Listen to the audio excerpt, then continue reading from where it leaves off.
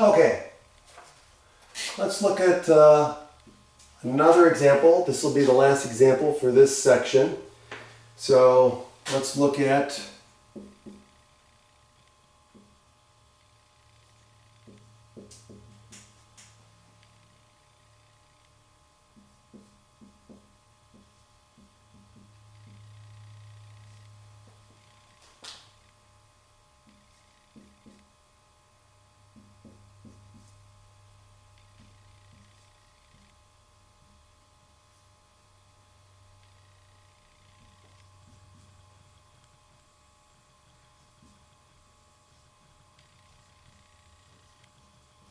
okay, so we have here, now let's solve this, and notice what we get.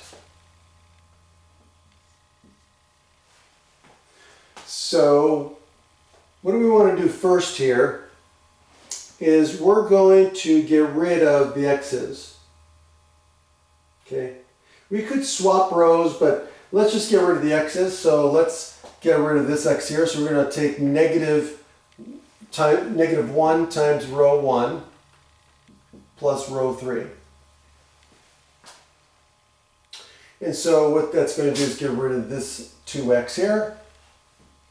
And so we get 2x minus 2z equals 6. And then we get y plus z equals 1. And now this one here, this is going to go away. This is going to stay the same. So negative 1, this is going to be 2z minus z, which is z. Right? So this is just going to give me y plus z equals, now here we get negative 6 plus 7 is 1. And then we get 3y plus 3z, so 3y plus 3z equals 0. Okay, now, notice, look at this. Notice that we got the same equation here. Okay, that's one thing to notice. Now also notice, look at this. Look at this equation here.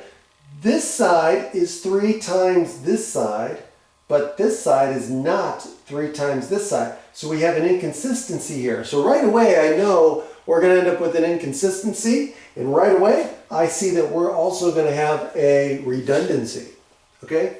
So, what are we going to end up with? Well, if we do one more, a couple of operations here. So again, let's get rid of these y's. Okay, so we're going to do negative 1 times here. So again, so let's do our negative 1 times row 2 plus,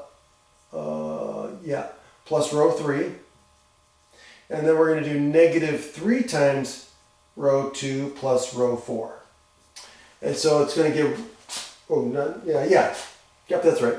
And so what are we going to end up with? Well, the first row is going to stay the same. So we get 2x minus 2z equals 6. We get y plus z equals 1. This is, the next row is just going to become 0 equals 0. And then the next row, the final row, is going to end up being what? So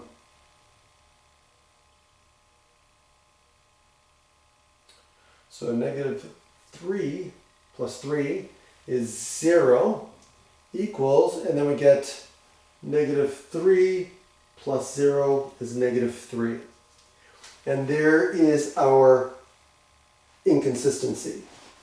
Okay. Now notice here, we've got a 0 equals 0, right? But we also have this inconsistency. Now just don't get confused. So remember, 0 equals 0 means that there's some sort of redundancy in here. Okay? Doesn't mean that there's necessarily going to be infinite number of values, infinite number of solutions, what have you. But here, look at this. This is going to tell me immediately that there is no solution to this system of equations. Okay? And we see that there is an inconsistency, which we already saw before. Okay? So, the point here is, in summary, this method, Gauss's method, uses row operations, right, to set a system up for back substitution. That's what we've been doing. In the end, we do back substitution. At any point in the process, if any of the steps show that there's a contradictory equation, right, we get a contradiction, then we can stop because the conclusion is automatically there is no solution to the system. Okay. Now, if we reach echelon form, then the system has a unique solution, and we can use back substitution.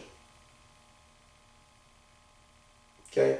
And finally, if we reach echelon form without any contradictory equations and there is not a unique solution, then what that means is at least one of the variables is not a leading variable, right? So in other words, if we can reach echelon form where we have every single variable is a leading variable, then we know that there's a unique solution and we can back substitute to find it. But what if we don't have that? What if we get echelon form and not all the variables are leading variables? Then that's where we're going to have many solutions.